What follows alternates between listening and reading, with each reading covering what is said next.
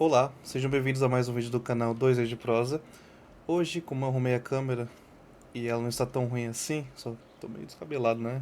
Meio feio pra caramba. Mas sempre fui feio, então vai ser assim mesmo. Do canal 2 de Prosa. Hoje eu falarei de um tema muito interessante, porque ele ilustra bem, né, o logo do nosso canal, que é a literatura em nossas vidas. Eu vou dar aqui pra vocês três exemplos de como a literatura realmente influencia a vida, e a vida tipo no dia a dia mesmo, as coisas mais básicas ali, e até mesmo quando ela chega a ser um motivo de falseamento da nossa experiência. Tá? Primeiramente vai ser a respeito da Madame Bovary, tá bom? Depois um livro de Os Irmãos Karamazov, do Dostoiévski. E o terceiro não é a literatura em si, porque ele é mais quadrinhos, né? É uma arte plástica praticamente, mas seria o mangá. Tá? Eu não sou leitor de mangá, não sou muito fã, eu assisto ali One Piece e olhe lá. Porque pra mim One Piece ultimamente tá bem chatinho. Tá muita reviravolta, só segredo atrás de segredo e etc. Não cabe aqui ao vídeo falar sobre isso. Tá? Não vou falar sobre One Piece, senão também as pessoas vão me crucificar, né? O que eu quero falar é o seguinte: como que a literatura e as artes no geral, tanto os filmes também, tá? Influenciam o comportamento das pessoas de uma forma até mesmo perniciosa, de uma forma que isso falseia um pouquinho a experiência delas, deem a elas uma ilusão, né? Elas desejam, elas olham para o X, tá bom? Mas pensam que o X é Y, porque eles queriam que o Y fosse X, que o X fosse Y. Eles realmente se iludem. É um Don Quixote mesmo ali, é um Don Quixote pensando que o moinho é um dragão, por exemplo, tá? Esse é um tema iniciado já ali em Don Quixote, não é à toa que ele abriu, né, o romance moderno. Cervantes ali é um grande escritor, tá? Don Quixote é muito mais do que uma comédia. Então vamos lá, para começar, tá? Primeiro livro aqui é Madame Bovary, do Gustave Flaubert, tá bom? Não vou falar sobre o livro, sobre o autor, não quero falar sobre a biografia dele, também de cabeça é meio dificinho para mim. Madame Bovary é um livro que eu li há muito tempo, e eu reli esse tempo atrás, e para mim é muito óbvio que a Emma Bovary nada mais é que uma pessoa muito influenciada por livros de romance. Infelizmente não tem muito o que falar sobre ela, porque ela realmente foi influenciada pelos romances que ela leu na vida dela, tá bom? Por quê? Vamos falar. Ali no comecinho do livro é bem ilustrativo do que eu quero falar. Charles Bovary, ele é um rapaz de uma família burguesa, ele subiu na vida, fez faculdade, ele se formou na medicina, se tornou-se médico, tá? Até que um dia ele é chamado para a propriedade do pai, da Emma Bovary, cuida daquele senhor e os dois se conhecem, tá bom? Emma não achava o Charles grande coisa, não achava mesmo. Só que ela viu no Charles uma maneira de chegar à vida parisiense. O que ela queria? Ela queria ter uma vida parisiense. Até aí, tudo bem, nada de errado, é um desejo dela.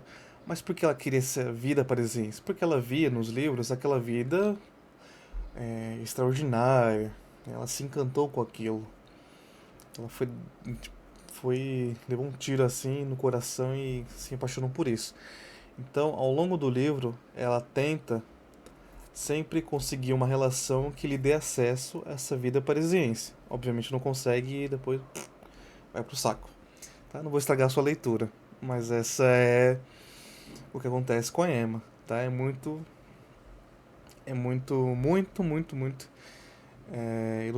ilustrativo a vida da Emma Bovary, tá? Tem outros livros também, literatura de forma geral. Temos, por exemplo, eu posso falar sobre Julian Sorel, do Vermelho e Negro, que ele quer ter uma vida igual ao de Napoleão, porque ele admirava Napoleão, ele teve uma educação mais liberal ali, podemos falar assim, iluminista, né, com seu professor, que ele era cirurgião e ateu. Por mais que ele tenha tido uma vida muito mais eclesiástica, ele seguiu essa vida muito mais pela pressão social do que realmente pela vontade dele. E quando ele pôde se tornar ele parte do exército, ele não pensou duas vezes, né? E olha que, né, a essa altura ele já era alguém que fazia parte ali da igreja, né? Ele tinha contato com a igreja, ele tinha sido ajudado por um padre jansenista da França, então, enfim. O que ele realmente queria era ser igual ao seu modelo, que era o Napoleão. Enfim, aqui de uma forma bem rápida, é isso que eu tenho que falar sobre os dois, tá? Tipo, 5 minutinhos bem rápido. Porque eu quero focar mesmo aqui na parte do Dostoiévski. Quando você vai ler Os Irmãos Karamazov, as pessoas se focam muito no assassinato do pai Fyodor, normal, porque o livro gira em torno disso, tá? Não é anormal. Porém, é muito interessante você pegar aqui o capítulo, deixa eu ver o capítulo. Logo no capítulo 2 aqui, no capítulo um no livro um da primeira parte, já fala sobre isso do Fyodor, como que ele conseguiu suas esposas. A primeira esposa dele, que também é a mãe do Dmitri, que viria a ser a mãe do Dmitri, é uma pessoa muito interessante, porque ela meio que ficou conhecida ali é, por causa de. Tipo, assim, ficou com o Fyodor, uma pessoa nojenta, uma pessoa sensual, uma pessoa que só pensa em si mesmo, só pensa em ganhar dinheiro, só pensa em relações sexuais mesmo, da mais baixas possíveis. Uma mulher até mesmo bem educada se apaixonou por um homem assim, né? Não entenda aqui que eu quero falar sobre mulher de malandro, não é o caso, tá? Não é mulher de malandro, não. Para um pouquinho com esse preconceito aí e vamos falar de outra coisa. Aqui de um fenômeno diferente. Porque é o seguinte, é... aqui quando a gente fala sobre a mulher, essa primeira mulher do Fyodor, o Dostoiévski, o narrador, nos dá a seguinte informação a respeito dela. Ivanovna Milsava de casar-se. Oh, desculpa aqui, ó. Desculpa, eu comecei a ler errado. Da mesma forma, a decisão tomada por Adelaida Ivanovna Milsaf de casar-se com Fyodor foi, sem dúvida, o eco de influências estrangeiras, a exasperação de uma alma cativa. Cativa do quê? Vamos ver. Talvez ela desejasse afirmar a sua independência, protestar contra as convenções sociais, contra o despotismo de sua família. Por um breve momento, a sua bela e rica imaginação pintou Fyodor Pavlovich, apesar de sua reputação de parasita, como um dos personagens mais ousados e maliciosos desses tempos de transição para tudo o que há de melhor, enquanto ele não passava de um péssimo comediante. O tempero picante da aventura foi que o caso terminou em um rapto, provocando um deslumbramento que encantou e seduziu Adelaida Ivanovna Milsaf. Ou seja, aqui não está muito direto falando sobre dessa influência literária, mas de uma influência mais intelectual ali. Ela, naquela época ali na Rússia havia assim esse movimento mais liberal, europeu, de ir contra certas conversões da Rússia em si. Dostoiévski era contra esse movimento, pelos motivos dele, tá? Mas não era um reacionário no sentido que você falaria de um reacionário aqui no Brasil, tá? Não confunda as coisas. O que vem a confirmar que eu quis dizer aqui desde o início, que a literatura que influenciou a vida dela, foi aqui no começo, tá? Lembrando que naquela época os russos liam muito a literatura francesa, tá? Então, tudo que era inovação na França era levado para a Rússia. E ali eles eram influenciados tremendamente, tá? Não vai pensar que eles não liam livros de ficção, eles liam sim, tá? O próprio Dostoiévski lia muita coisa ali de revolucionários. Tinha também leitura de ciência política você pode falar se é isso, mas filosofia política, tá bom? De filosofia no modo geral, etc. Tá?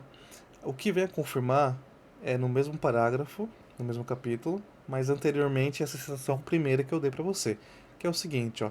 Conheci uma jovem da penúltima geração romântica, muito importante isso aqui, romântica, que, depois de muitos anos de um amor misterioso por um senhor com quem poderia se casar tranquilamente, acabou inventando obstáculos insuperáveis ao matrimônio. Em uma noite de tempestade, lançou-se do alto de um penhasco em um rio profundo e agitado, parecendo vítima da sua própria imaginação, só para assemelhar-se a Ofélia, de Shakespeare. Se esse penhasco, que ela estimava tanto, fosse menos pitoresco, e em seu lugar se encontrasse um rio raso e prosaico, talvez ela não se suicidasse. Então aqui, essa é a história de uma pessoa que foi influenciada pela literatura, tá? Tô guardando aqui as coisas. ela queria imitar a Ofélia de Shakespeare. Sabe que a Ofélia ela se joga ali no penhasco por causa do amor mal sucedido, né, mal fadado com Hamlet. E a pessoa quer porque quer imitar a Ofélia, a literatura ali.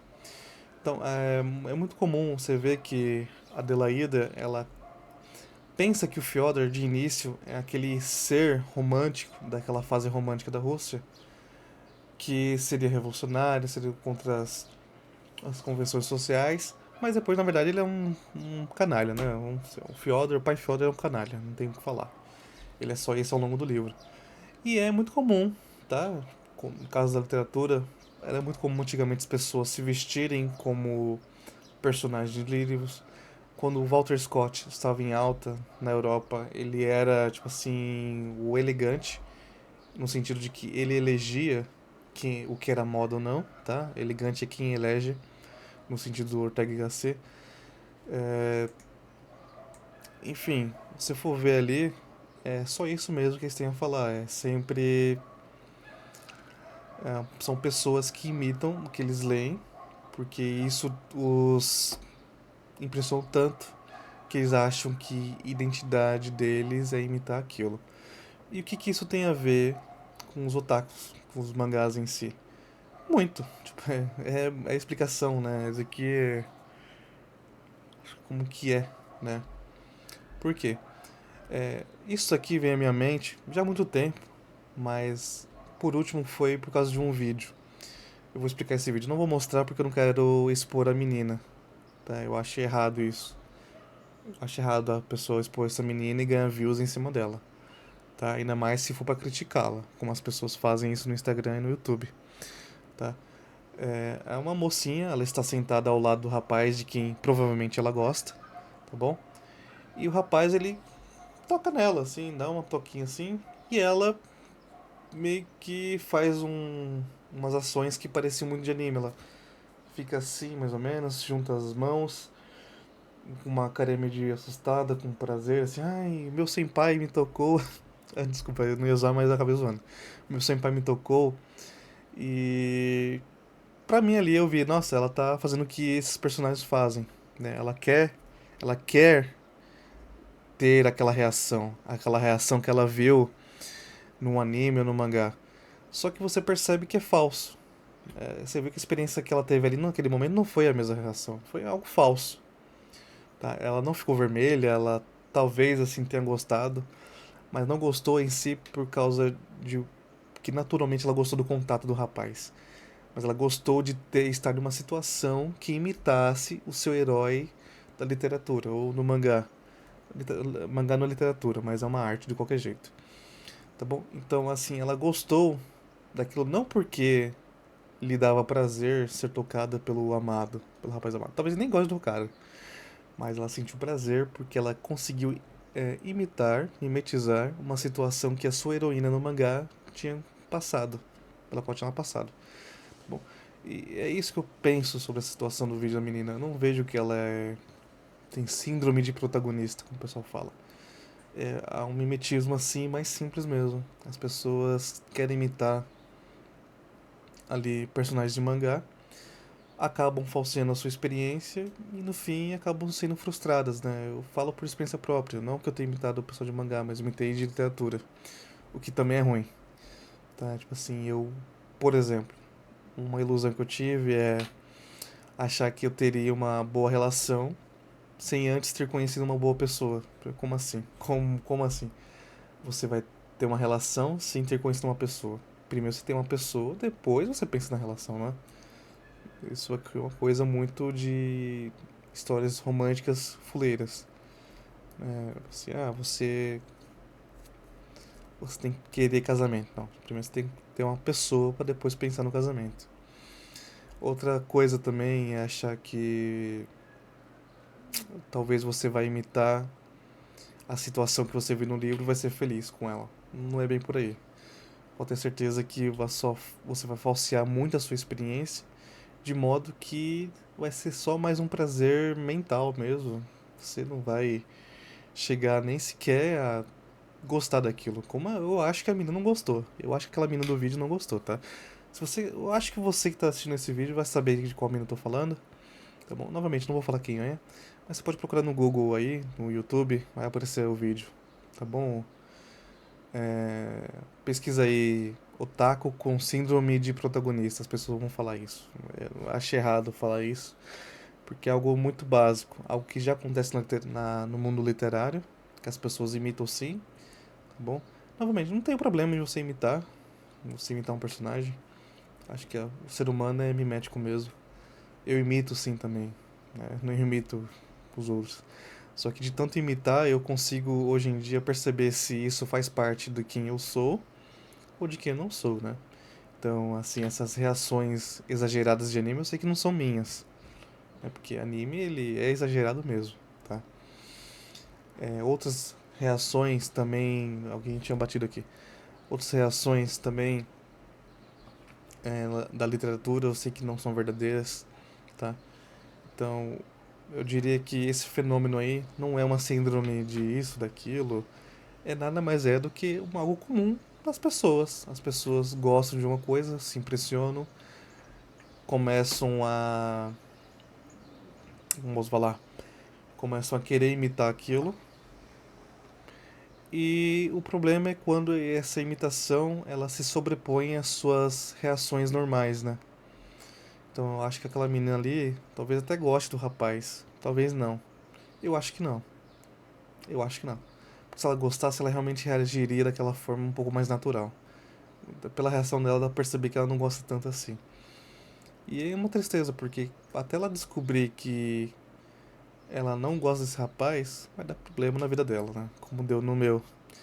Como eu achei que, por exemplo, imitando o Anthony Roderick do livro Chance, do escritor Joseph Conrad, eu viveria uma vida feliz. Eu imitei, fui a fundo nisso e não consegui. Eu achei uma bosta, falei, não, não dá.